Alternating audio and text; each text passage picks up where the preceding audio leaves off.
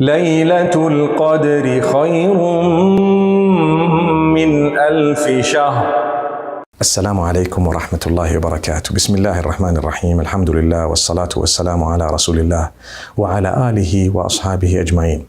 My brothers and sisters, thank Allah whenever He has allowed you or given you the opportunity to witness a season that is blessed, or to go to a place that is blessed, or to do something that is really going to please Allah subhanahu wa ta'ala.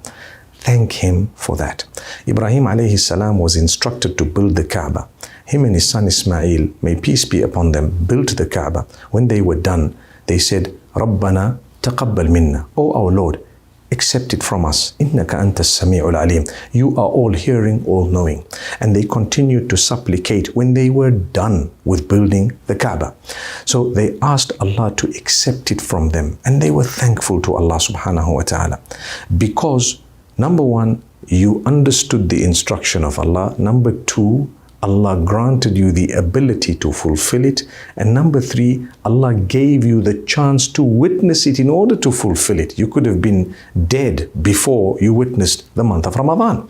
So when you enter the month of Ramadan, thank Allah that He allowed you to witness it. That's why prior to Ramadan, there is a dua, Allahumma ballighna Ramadan. Oh Allah, let us reach Ramadan. Grant us the reaching of Ramadan. Let us witness the month of Ramadan. Help us to get to Ramadan. That's a dua of the Prophet Muhammad, peace be upon him. Allahumma ballighna Ramadan. Why? Because it is a gift of Allah to reach the blessed season. The minute you entered Ramadan, you think, oh Allah, I thank you for allowing me to witness this month of Ramadan. I'm going to be serious. I'm going to do my work. I'm going to change my life. I'm going to change my attitude. I'm going to change the way I speak, the way I dress, everything in order to please you and to synchronize it in a way that is proper.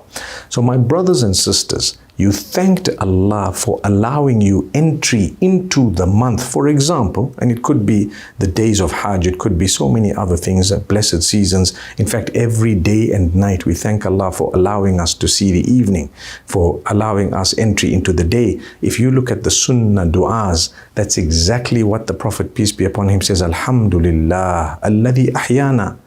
All praise is due to Allah who has brought us back to life after we had the minor death known as sleep.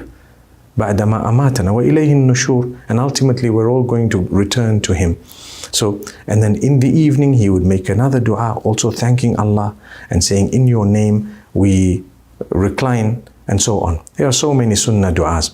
But the point here is, the minute you appreciate that you've entered into this gift of Allah subhanahu wa ta'ala, one thing that is certain is you value it much more than you would if you were not conscious of it being a gift. I know Ramadan is blessed. I know that Ramadan comes with a lot of goodness. So therefore I'm conscious of it. And because of that consciousness, I'm going to make the most of it. And then what happens is, when you're in this blessed gift of Allah, you then need to make the most of it. I thank Allah for giving me the opportunity to go to the masjid.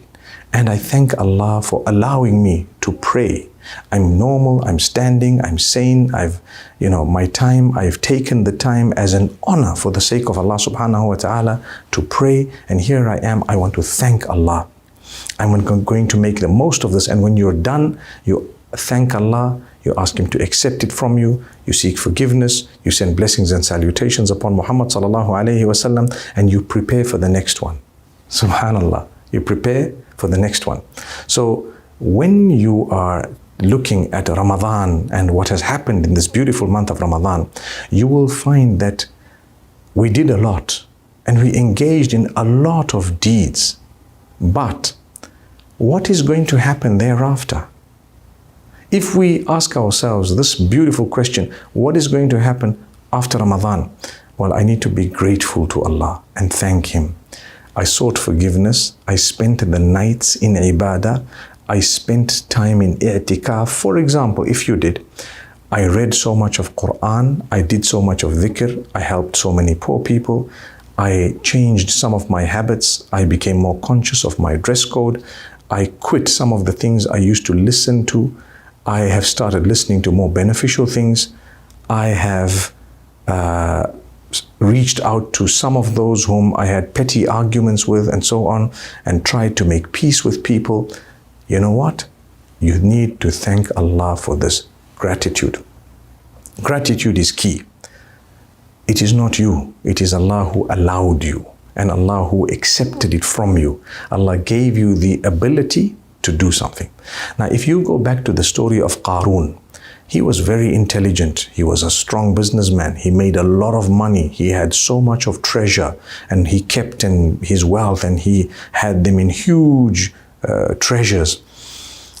His sin was that he said, this was done by me and my brain, forgetting that the one who gave him the brain was Allah.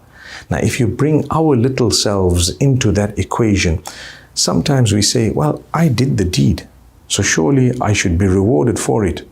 That part of the statement has an element that is correct and valid, that you should be rewarded for deeds you did.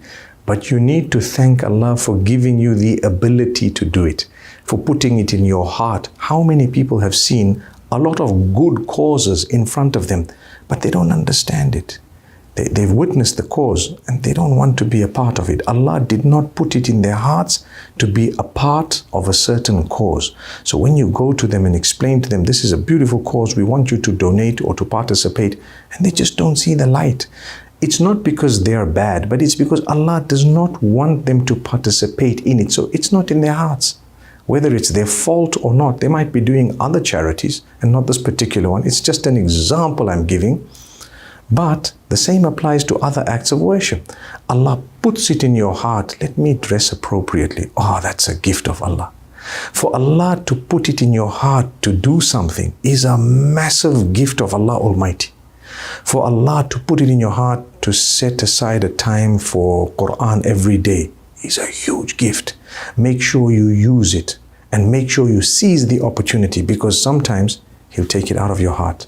He's given it to you. He's dangled it for you for a long, long time. And because you turned away from Allah, that's it. Allah replaced you with someone else. Like He says, وَإِن تَتَوَلَّوْا يَسْتَبْدِلْ قَوْمًا غَيْرَكُمْ. It's simple for Allah. If you're going to turn away, obviously He gives you some time, but if you're going to turn away, He's going to replace you with others. You don't want to do the right thing. There are other people who are doing the right thing from the wrong thing. And this is why sometimes born Muslims do not appreciate the rulings and the religion and its details as much as people who have come in and reverted or converted to Islam.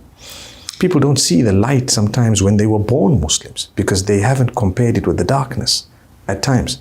But those who've seen the darkness and witnessed it and they come out of it, they appreciate it and desperately want everyone else to see the light. And they appreciate it at times more than others. So this appreciation, when you tell yourself, Allah has put it in my heart to do something and I got it done, I must thank Him. And I must continue praising Allah. Post Ramadan, many people dwindle. Many people don't do things. Remember, one of the biggest gifts of Allah, thank Him. Thank Him for the fact that He gave you an opportunity to fast and you fasted.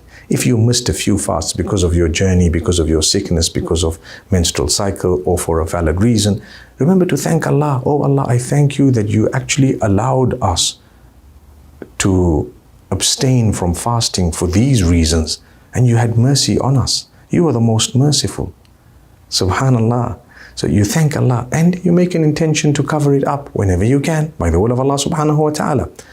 But it is only if Allah puts it in your heart that you're able to do things. Similarly, if you make a trip to the Holy Lands, may Allah give us all the opportunity to visit again and again. Ameen.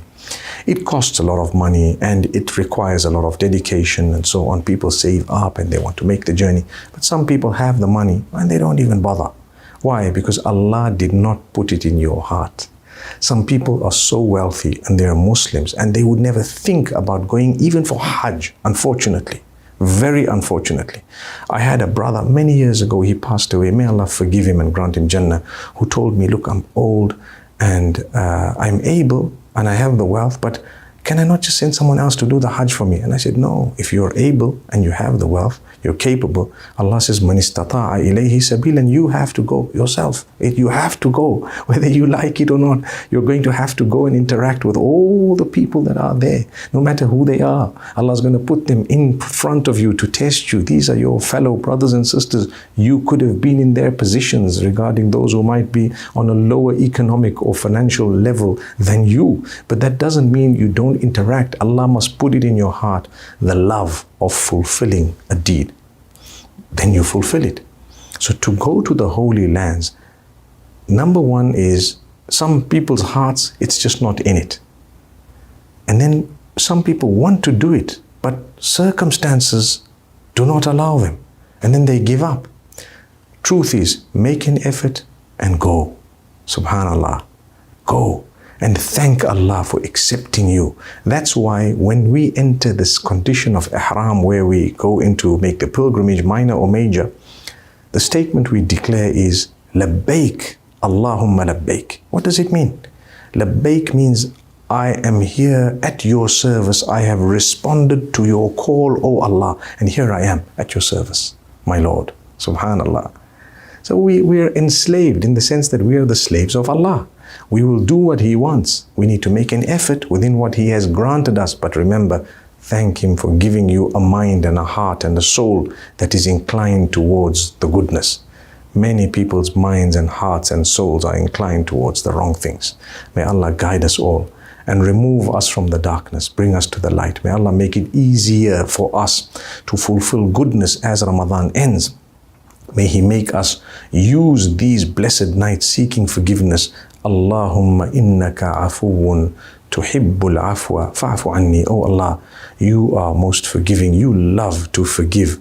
So forgive me. That's a powerful dua. If you achieve forgiveness by the month of Ramadan or by Laylatul Qadr, wallahi, you've achieved the biggest gift you could have achieved. That is what we should all be striving for. May Allah grant us forgiveness. أقول قولي هذا وصلى الله وسلم وبارك على نبينا محمد. ليلة القدر خير من 1000 شهر